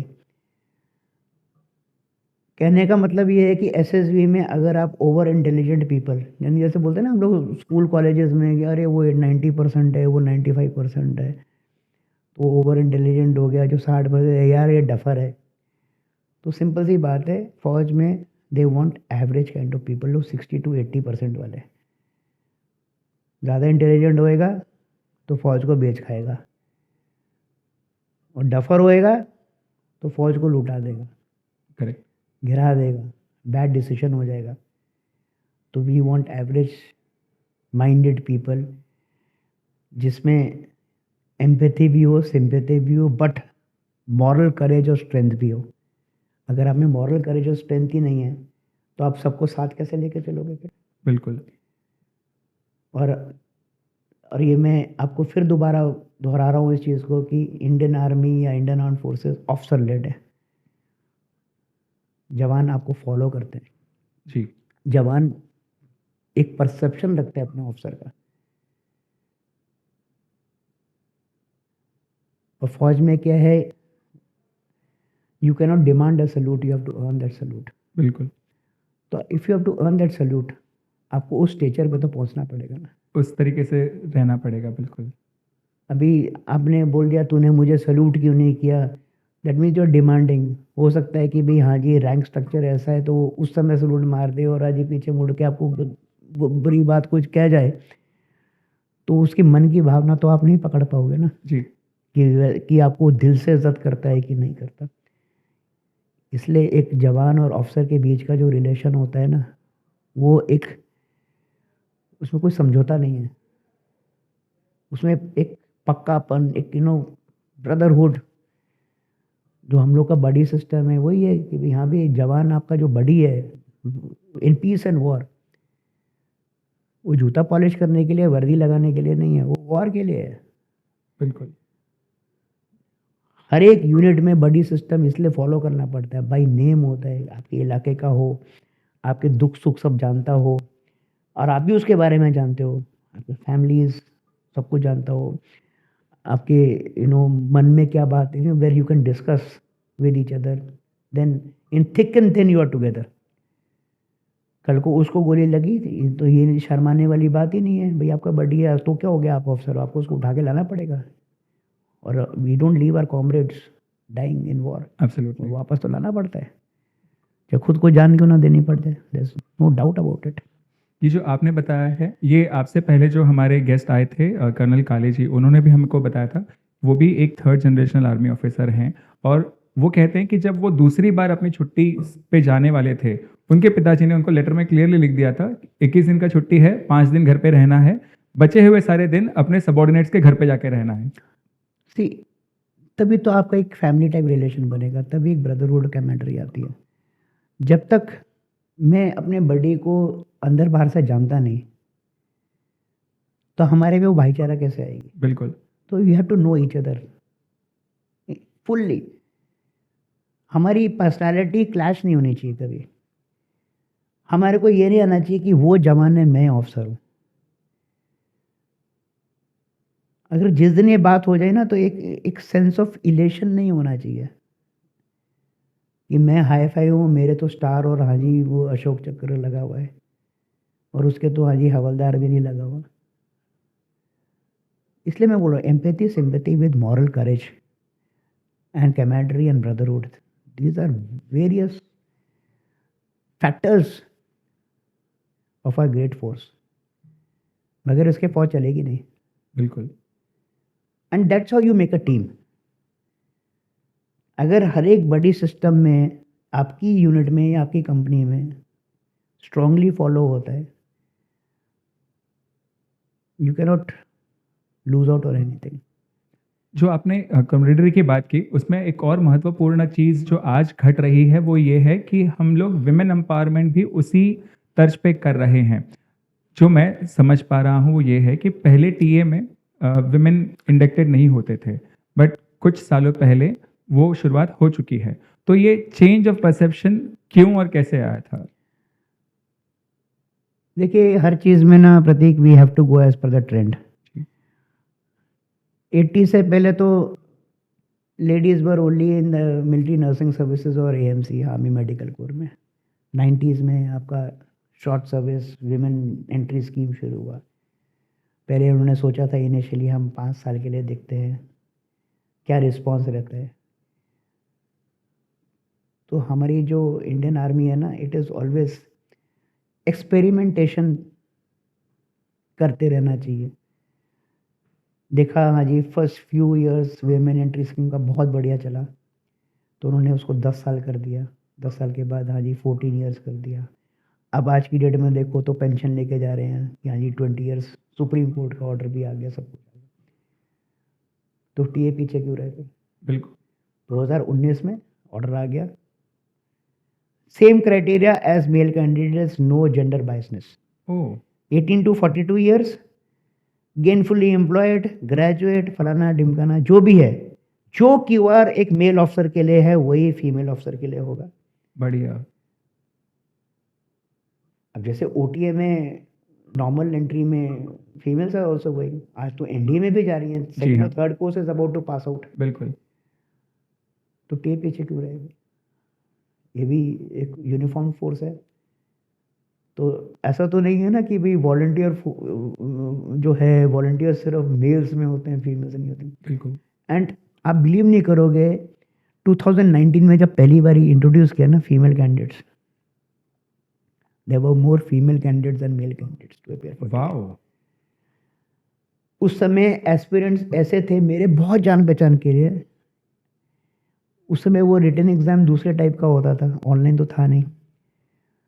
लड़कियों को जो जो स्कूल्स हायर करे थे ना एग्जाम कंडक्ट करने के लिए, संडेज को ये होता है गिवन,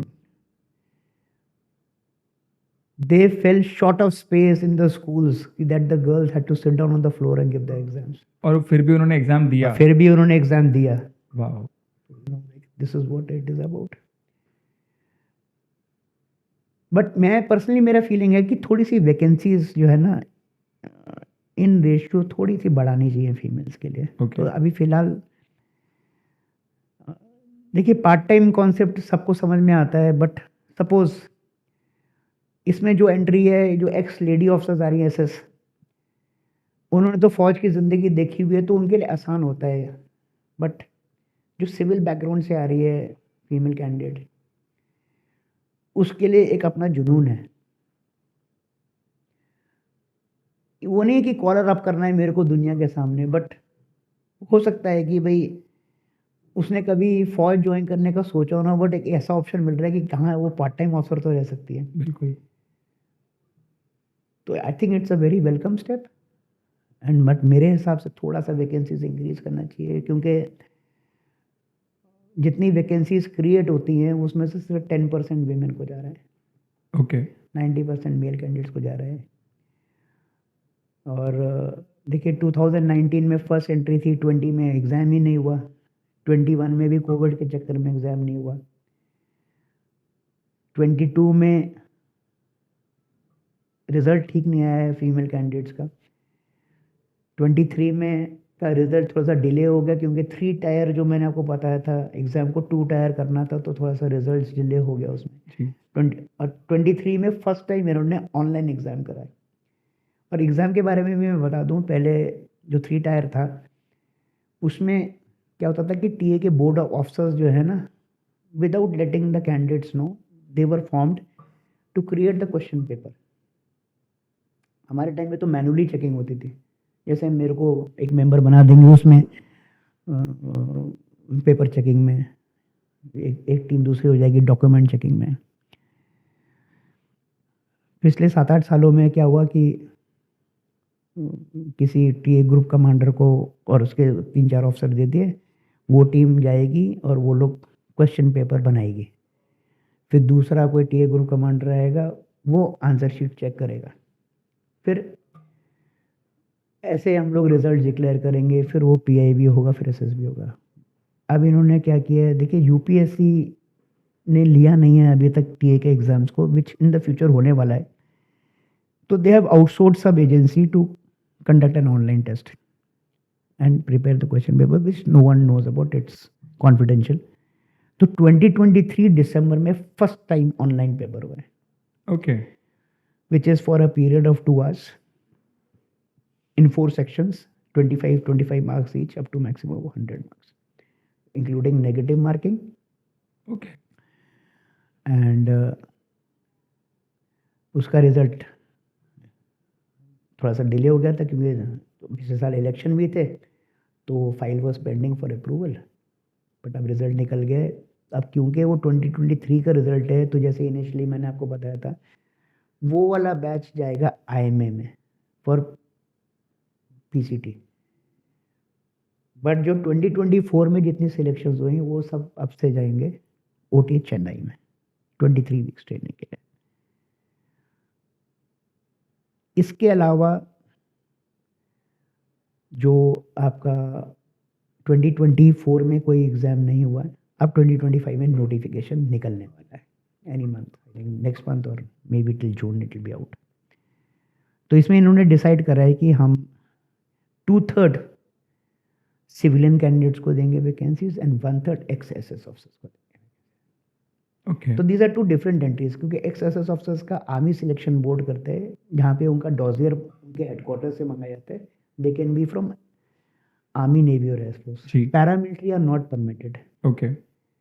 फॉर एक्स एसएस और ex assistant commandant, only from army, navy और एयरफोर्स। तो उनका रिस्पेक्टिव आर्मी हेडक्वार्टर से डॉजियर मंगाया जाता है, there given a date for interview. But इसमें एक नई चीज़ आई है रिसेंटली कि अगर आपके एक्स एसएस ऑफिसर्स हैं जो कि एयरफोर्स और नेवी के हैं, and even from army but from other arms, means not from infantry, in spite of having done their training in their earlier days as an SS officer, they will again go to OTA, and especially for Air Force and Navy, because Air Force और Navy जो है ना, उनके पास infantry experience नहीं है, और आज की डेट में टीए का मैक्सिमम इन्फेंट्री यूनिट्स हैं ग्राउंड वाले। अभी अगर कोई एक्स एसएस ऑफिसर है नेवी का या एक्स एसएस ऑफिसर है एयरफोर्स का जो पायलट है, उसको ऑन ग्राउंड टेरेन वेरेन का नहीं मालूम, सीआई का नहीं मालूम, तो उसके लिए जो है उसको ओटी में जाना पड़ेगा। ओके। अब आर्मी में अदर आर्म्स वाले कोई ना कोई 2 साल का अटैचमेंट करते हैं, या तो जी। आरआर काटते हैं या किसी रेगुलर बटालियन के साथ है, तो वो लोग एग्जम्प्टेड हैं। बट एयरफोर्स नेवी, और अभी ये जो बैच 1 अप्रैल से गया है जिसने एज ऑफिसर्स जो है नेवी और एयरफोर्स के हैं, they are undergoing training again for 23 weeks. ये नई चीज़ आई है अभी। Okay. Unless they are from Marcos or Garuda, Which are the elite commando forces which of is the Navy elite and Air force, Force. and they operate on ground also. बिल्कुल। इसलिए अगर कोई air force officer और naval officer Garuda या Marcos का है तो उसको एग्जम्प्टेड है ओटी की ट्रेनिंग। बट अगर एडमिनिस्ट्रेशन या कोई भी और दूसरी लाइन में दे वुड हैव टू। मैं उसी विषय पे आने वाला था। हमारे पास एक रिटायर्ड मार्को के मेंबर आए थे, उनका नाम है मिस्टर रविंद्र कुलकर्णी। ओके। उन्होंने कहा था कि जो मार्कोस हैं उनका maximum time on field Jammu and Kashmir में फिलहाल डिप्लॉयमेंट होता है। तो उसी तर्ज पे अगर मैं आपसे पूछूं कि टीए का, टेरिटोरियल आर्मी के मेंबर्स का मैक्सिमम डिप्लॉयमेंट कौन से भाग में होता है और उनका highest level of service operational crucial areas में कहाँ तक होता है? Crucial area in what sense? मतलब इंसर्जेंसीज जिसके बारे में आप थोड़ी देर पहले बात कर रहे थे। ठीक है। मैक्सिमम डिप्लॉयमेंट जम्मू और नॉर्थ ईस्ट में है। ओके। अंडमान में they are in the amphibious role. Okay. Navy के साथ। अच्छा। There are 2 units, 154 TA which is Bihar regiment से एफिलेटेड है, 172 टीए नई रेजिंग है, 4-5 साल पुरानी है, जो कि मद्रास रेजिमेंट से रिलेटेड है। ओके। क्योंकि 154 टीए जो है थोड़ी सी पुरानी हो गई है, तो उसको अभी कश्मीर में कंपनी डिप्लॉय कर रहे हैं। बट 172 टीए जो है मद्रास से affiliated, that is in total amphibious role, जो कि नेवी के साथ कर रही है। ये तो हो गया साउथ में। रेस्ट जितनी भी टीए के यूनिट्स हैं नॉर्मली सदर्न एरिया और नॉर्दर्न एरिया की नॉर्थ में ही जाती हैं कश्मीर में, और ईस्टर्न कमांड के यूनिट्स है वो ईस्ट में होती हैं। बट एज सच कोई हार्ड एंड फास्ट रूल नहीं है। बहुत बारी देखा गया है कि ईस्टर्न कमांड की यूनिट वो भी कश्मीर में आई हैं और सर्व करी हैं, वाइस वर्सा। तो ऐसे हार्ड एंड फास्ट रूल नहीं है। बट इंसर्जेंसी एरियाज में सबके नंबर लगते हैं।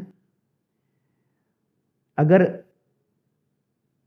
कंपनी लेवल पे जा रही हैं और हेडक्वार्टर उनका बेस में ही है, companies can be attach to the local formation oblique Rashtriya rifles. Okay. तो उनका जो कमांडिंग ऑफिसर होगा वो इनको कैसे यूटिलाइज करना है वो हिसाब से यूटिलाइज कर सकता है। जिसने भी कोई टेनर किया है टीए का विद एन आरआर बटालियन, हम लोग को ऑथराइज है आरआर का बैच पहनने का wow. For more than 180 days. Okay. जिसने भी किसी आरआर बटालियन के साथ सर्व किया है या उनके साथ डिप्लॉयड रहे मोर देन 180 डेज, उनको ऑथराइज्ड है आरआर का बैच। बेसिकली 6 मंथ्स से ज़्यादा। 6 मंथ से ज़्यादा। ओके। क्योंकि हर एक चीज़ का डॉक्यूमेंटेशन होता है। जी। आपका वेंडर हुए, आपने कब छोड़ा, उस हिसाब से count number of days, but it should be in continuity, break में नहीं, 180 डेज लगातार। तो उसी तर्ज पे जो मोस्ट क्रूशियल ऑपरेशंस टीए ने आज तक किए हैं, अगर मैं आपको उनके बारे में पूछूं तो आप? देखिए जितनी एचएनएच बटालियंस हैं, मैंने आपको बताया soil, son of the soil concept पे, home and hearth battalions, int collection, human int है जो कि वो आरआर बटालियंस को देते हैं या लोकल फॉर्मेशंस को देते हैं। तो ऑब्वियसली लीड तो उनको ही करना पड़ेगा अंजाम तक पहुंचाने के लिए कि हाँ जी फलाना जगह, फलाना बंदा, फलाना गांव, फलाना एरिया। तो कौन लेके जाता है उनको? वही लोग लेके जाते हैं, तो obviously they are involve in the operation. Apart from that, क्योंकि maximum TA companies are deployed with RR battalions in Kashmir and with Assam Rifles in Northeast. They are used for cordons, okay, they are used for search missions, they are used for road opening parties. Sanitation, Sanitation, जो road opening parties is for sanitation. Okay, And for sanitation in operational areas जहाँ पे in case cordon करा हुआ है कोई village, जी, बहुत सारी चीज़ों में okay, they are shoulder to shoulder. Wow, but then जिस भी फॉर्मेशन है, जिस भी यूनिट का बॉस है, उस समय उसके डायरेक्शंस पे काम होता है। बिल्कुल, आप आइसोलेशन में काम नहीं कर सकते जी, कि मैं टीए का हूँ तो मैं दूसरा काम करूँगा, वो नहीं, हुक्म जो होएगा वही काम करेगा, because you are part of the team. जी। तो मुझे ये पूछना है कि कश्मीर, ठीक है, आपने थोड़ी देर पहले कहा था कि 1980s में वहाँ पे जो इंसर्जेंसीज देखी जाती थी वो शायद उस समय की पीक पे थी। आज जो हम देख पा रहे हैं सिविलियंस के पॉइंट ऑफ व्यू से, वो काफ़ी हद तक रिड्यूस हो चुकी है। तो क्या ऐसा कोई दिन हमको देखने को मिल सकता है, आपको लगता है कि जब ये हम पूरा ज़ीरो कर दें? Zero is not possible. Okay, I'm not going to talk anything of a political inclination. Okay, Zero is not possible because देखिए एक्चुअली क्या है ना, एज सिविलियंस हम लोग जो मीडिया में देखते हैं उसको ज़्यादा बिलीव करते हैं। जी, हर कोई आपको फौजी यही बोलेगा कि पहले कश्मीर को अंदर से देखना पड़ेगा पहचानने के लिए। अब मैं अंदर की बात ये कर रहा हूँ कि it is not regarding the population, it is regarding the terrain. कहीं बर्फीला है, कहीं ऊंच नीच इतनी ज़्यादा है, कहीं फॉरेस्टेड एरिया है। The border is very porous, you can not guard it day in day out. आपको इतने कल्वर्ट्स मिल जाएंगे, आपको इतने इलाके ऐसे मिल जाएंगे। अभी आपने देखा होगा ट्रेंड थोड़ा सा चेंज हो गया कि वैली से अब राजौरी साइड में ज़्यादा इंसर्जेंसी हो रही है, because it is basically shifting of focus. जी, क्योंकि पहले वैली में जो है फौज का प्रेजेंस ज़्यादा था, दूसरा इलाका पीर पंजाल के जो है साउथ में कम था, सिर्फ एलसी पे ही हाजी फौजें लगी हुई थी, and generally it was this. But now देखा कि हाजी फौज ने पूरा कर दिया है, डेवलप हो गया है वैली, तो obviously the population will side with the people who are looking after them. जी, तो भाई हम उस तरफ चलें जहाँ पे अभी भी थोड़ा बहुत पिछड़ा हुआ है, and which are difficult area. Okay, देखिए डोडा हो गया, किश्तवाड़ हो गया, राजौरी हो गया, पुंछ हो गया, ये जो पीर पंजाल के साउथ में जितना इलाका आता है ना, इसका टेरेन टोटली डिफरेंट है नॉर्थ कश्मीर, अपना नॉर्थ ऑफ पीर पंजाल से। तो इसलिए आम बैठे इंसान को टीवी पे जो दिखता है ना, वो समझ में नहीं आएगा जब तक कि बंदे ने ग्राउंड पे ना देखा। बहुत ही डिफिकल्ट एरिया है, इतने घने जंगल हैं राजौरी पुंछ और उधर की, भाई आपको if someone runs away you can't catch hold of him. कहाँ जाओगे आप, कितना कॉर्डन कर लोगे आप, बताओ फॉरेस्ट को कॉर्डन कैसे करोगे आप, कहाँ से फायर आएगा कुछ पता ही नहीं। बिल्कुल, एंड ये जो गिरिला टैक्टिक्स होती है ना, जी,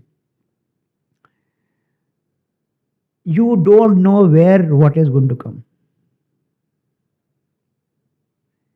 आप चाहे बेस्ट ऑफ इक्विपमेंट ले लो, आप चाहे बेस्ट ऑफ मैन ले लो, बट टेरेन डज मैटर।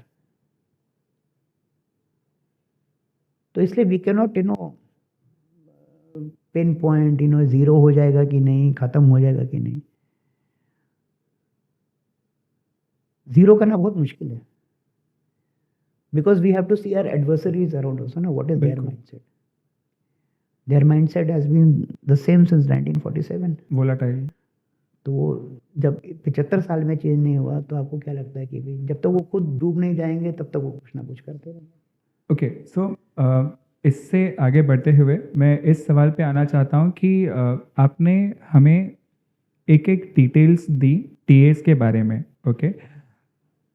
अब आज जो भी एस्पिरेंट देख रहे हैं, अगर वो ये जानना चाहते हैं कि टीए का फ्यूचर क्या है, तो उसका आप एक विवरण दे पाएंगे? बिल्कुल दे पाएंगे। देखिए, आपको यूनिट्स तो मैंने पूरी बता दी बिल्कुल। शुरू में। There has been a massive change since 2022। और उसकी वजह? उसकी वजह है हमारा नॉर्दर्न नेबर चाइना। ओके। 2022 में टीए में पहली बारी इन इट्स हिस्ट्री सेलेक्ट किया officers who know mandarin language. Wow! 6 officers have been selected and they are already posted in Arunachal and Ladakh. Number 1, Mandarin. Number 2 is 2023 and 2024 has been the changeover of taking civilian candidates in cyber security. Okay, और इस साल भी निकलेगा। Okay. Future is, and let me tell all the aspirants, please prepare yourself. Future is, in the next 2-3 years, specialist in artificial intelligence Wow. and information warfare. Wow! Please get ready and do the needed courses for that. तो आप सोच लो, cyber security, Mandarin language, information warfare and AI, ये चारों की team अगर TA में खड़ी हो गई from the civil background, because ये सिविल में हुनर बहुत है आई एग्री। और उस हुनर को हम टैप करके टेरिटोरियल आर्मी में लेकर आए, what an asset it will be for the nation. Army to operate. बिल्कुल। क्योंकि देखिए, ये कोर्सेज आर्मी के थ्रू नहीं हो सकते। दीज आर स्पेशलाइज कोर्सेज जो कि नॉर्मली वेरियस कंट्रीज़ की यूनिवर्सिटीज़ करा रही हैं, and that is the future of tomorrow. तो टीए भी not losing ground, it is going by the trend of what the army requires in the future. जैसे मैं आपको एक चीज़ पीछे ले जाता हूँ, 1999 में ऑफ विजय हुआ था। उस समय प्लान था कि भाई क्यों ना हम इंडियन आर्मी को टीएनाइज कर दें by 50%। TAnise means that we shift the stagnated officers of Indian army to TA because they are experienced. जिनका मतलब देखो, अपना जो आर्मी है, it's a pyramidical structure, rank structure है। तो maximum retire at the rank of colonels. जैसे जैसे ऊपर जाते हो brigadiers, major general, lieutenant general, तो उतनी वैकेंसीज कम होती जाती हैं। तो ऑब्वियसली फिर major and lieutenant colonel, they are the chunk जो कि मैक्सिमम है। तो हम उसमें से निकाल के क्यों ना जो है टीए में डाल दें, तो टीएनाइज कर दें धीरे धीरे, ताकि we have a balanced army. हमारे पास टीए वाला भी है, एक्सपीरियंस पीपल, और ये ऑफ विजय के बाद डिसाइड हो रहा था। But it didn't come to a conclusive end. तो उन्होंने सोचा फिर यार ये शॉर्टेज कैसे करें, because we lost many good officers and a sizeable strength on of Vijay. तो उन्होंने सोचा कि भाई why not take from BSF और सीआरपीएफ ऑन डेपुटेशन। फिर दूसरे थिंक टैंक ने बोला अरे यार वो लोग तो बुक डेबिट सिस्टम पे चलते हैं, यानी उनको हर चीज़ का पैसा दिया जाता है खरीदने के लिए सामान, और हम लोग को सेंट्रलाइज जो है मिलता है सामान, तो अकाउंटिंग में प्रॉब्लम आ जाएगी। तो टीए में उन्होंने बोला why not take from TA, वो भी एमओडी के अंडर है, it is part and parcel of us. Correct. तो there was a concept which was started in 1999 के बाद 2000 में of secondment to regular army. And let me tell you that secondment to regular army में 2000 में हम लोग 12 officer select हुए थे for various regular army units okay. To fulfil the shortage of the losses which were there in off Vijay of officers. Like initially I was getting Gurkha rifles, but it got changed to Gadwal rifles. So I have served with Gadwal rifles As well. Wow. as well. तो हम 12 officers थे which were selected through our dossiers. That option is still available. जैसे आपने एक बड़ा famous officer का नाम भी सुना होगा टीए का, प्रदीप शौर्या करके। Is basically revenue services allied services का ऑफिसर है, who has served with 4 para and is a सेना मेडल इन दैट। एंड तो ऐसे हमारे पास बहुत सारे वो हैं जो officers who have served with regular army. We were reverted back in of Parakram because जब टीए मोबिलाइज हो गए तो फिर यूनिट्स ने बोला भाई हमारे खुद के ऑफिसर्स तो हमको वापस दे दो, तो हम लोग रिवर्ट बैक कर. Otherwise that settlement would have been for 5 years. Okay. That would have increased our physical service on ground. So there are not many things in TATS going leaps and bounds in the future to come.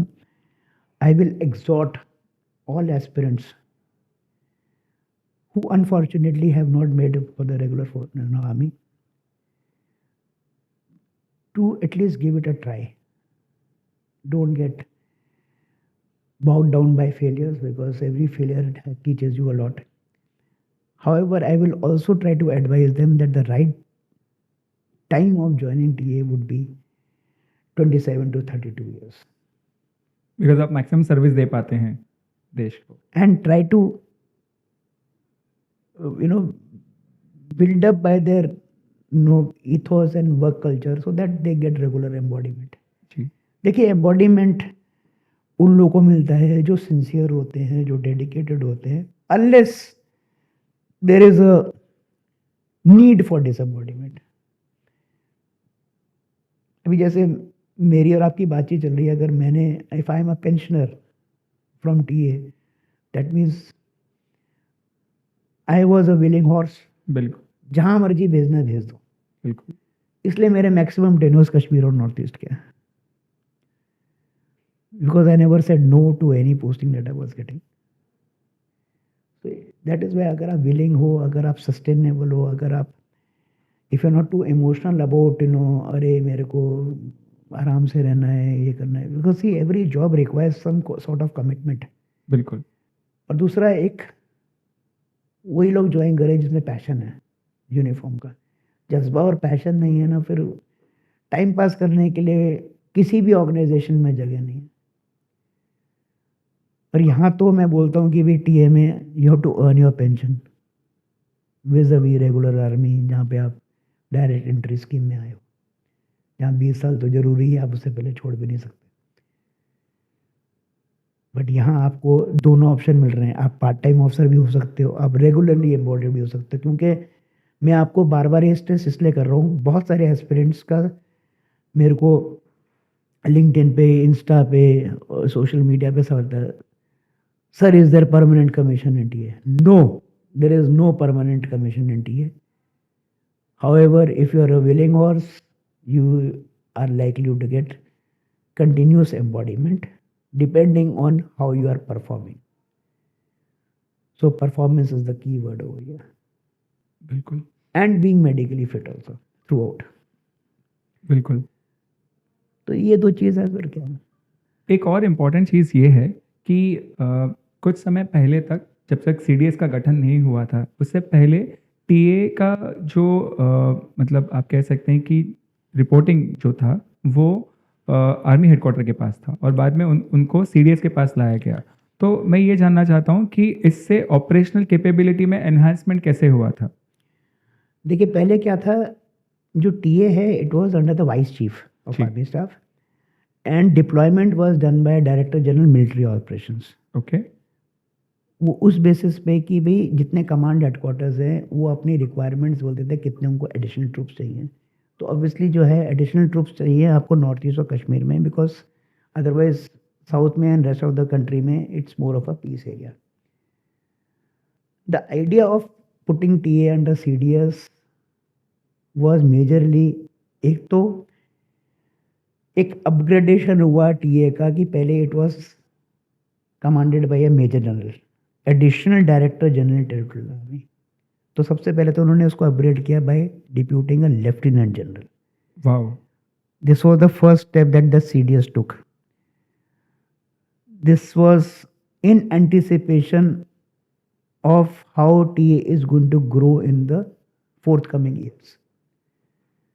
देखिए CDS का काम क्या है, CDA का theatre commands, जो चीज़ main कारण ही था कि थिएटर कमांड्स को हमको रेज करना है, जिसपे I think we are almost touching the edge now and about to decide कि हाँ जी कब लॉन्च करना है theatre commands. But it was the idea of appointing a CD at that time.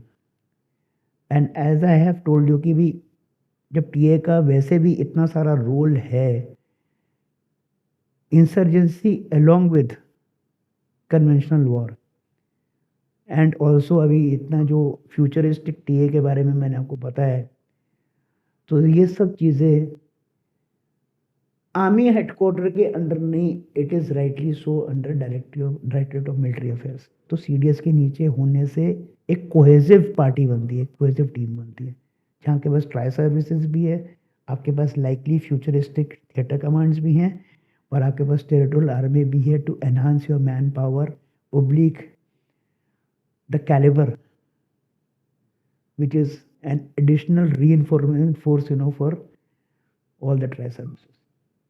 That is why the need is there कि भाई हाँ भाई CDS के अंडर होगा। क्योंकि देखिए अभी जैसे मैंने बताया कि एक एम्फीबियस यूनिट भी है जो नेवी के साथ ऑपरेट कर रही है। जितने आपके एयरफील्ड्स हैं वॉर में, हर एक यूनिट का, एक टीए यूनिट का जो है एक हॉट वॉर डिप्लॉयमेंट है। तो जो डीएससी है जो आज की डेट में आपके एयरफील्ड्स देखती है, वो इंटरनल घुस जाएगी और पूरी एक्सटर्नल सिक्योरिटी एयरफोर्स की भी आपको मिल जाएगी जी। टीए वाले करेंगे, करेक्ट, ठीक है। आर्मी के जितने एमुनिशन डाउन्स हैं, ये सब चीज़ें कन्वेंशनल वॉर में वो भी टीए वाले, और डीएससी अंदर के शेड्स वगैरह देखेंगे। So it's required.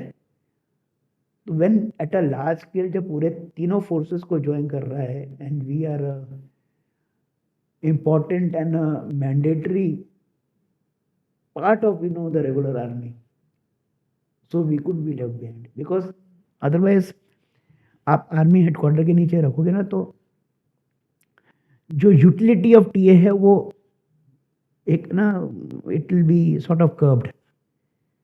Here the CDS has got a, he can open his clause on how you पंजा खोल के यूज कर सकते हैं अपने ट्रूप्स को, फिर बिल्कुल वहाँ थोड़ा लिमिटेड हो जाएगा। That was the reason to put it under CDS. Agreed. तो सर आप इतना कीमती समय निकाल के हमारे पॉडकास्ट पे आए, उसके लिए मैं आपको धन्यवाद कहना चाहता हूँ, और ये भी पूछना चाहता हूँ कि how was the session for you, और आप हमारे लिए क्या सुझाव देना चाहें कि हम लोग इसको और इम्प्रूव कर पाएँ। नहीं प्रतीक, सबसे पहले तो मुझे आपका थैंक यू करना चाहिए कि आपने मुझे इनवाइट किया इस पॉडकास्ट के लिए, and I am so happy कि इतना बढ़िया तरीके से हमारी कन्वर्सेशन, और इतना आपके सवाल बहुत इंटरेस्टिंग थे। जो पिछले जो मैंने पॉडकास्ट किए हैं उनसे थोड़ा सा हटके थे। देखिए आप बहुत अच्छा काम कर रहे हैं, और मैं चाहता हूँ कि जितने लोगों को आप इंस्पायर कर सकते हैं वेरिड पीपल के साथ पॉडकास्ट करके, so you should grow in life, and you should be educated and be more knowledgeable bye such interviews, and with your forte which you are now having. I should wish you all the best for all your future endeavors. आप तरक्की करें और खूब जो है knowledge gain करें, और वो चीज़ करें जिसमें आपको सबसे ज़्यादा सुकून मिलता है। ज़रूर। और मैं आपसे विनंती करूंगा कि आप जाने से पहले आपने एक पुस्तिका प्रकाशित की है, तो प्लीज़ हमें वो दिखाइए और उसके बारे में बताइए। Yes, thank you for reminding me. Just Prateek, ये मेरा एक मेडन एफर्ट है, पहली बार ट्राई किया है। नॉर्मली लोगों ने मेरे से पूछा कि सर एक आर्मी ऑफिसर जो है वो हिंदी में पुस्तक कैसे लिख रहा है, तो हमने सोचा कि इजी टू रीड है, कोई देवनागरी भाषा में नहीं है, हमारी स्पोकन जो हिंदी है उसमें ये किताब जो है बेस्ड है सॉफ्ट रोमांटिक पोएम्स पे, और ये मैं आपके लिए लाया था खास तौर पे कि जो पहली मुलाकात है आपको ज़रूर जो है मैं देना चाहूँगा। ज़रूर।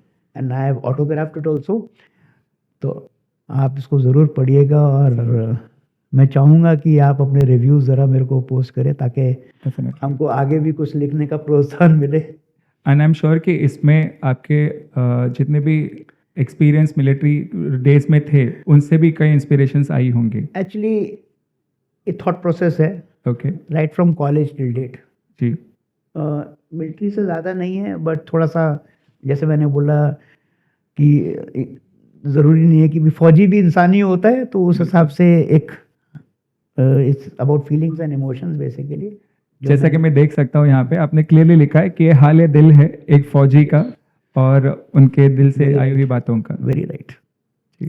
तो सर आप हमारे पॉडकास्ट पे आए उसके लिए बहुत बहुत धन्यवाद और आपसे फिर से बहुत जल्दी साझा होने की उम्मीद रखते हुए आपको धन्यवाद कहना चाहूँगा। Thank you so much, thank Thank you so you. Much, thank you. जय हिंद सर। जय हिंद।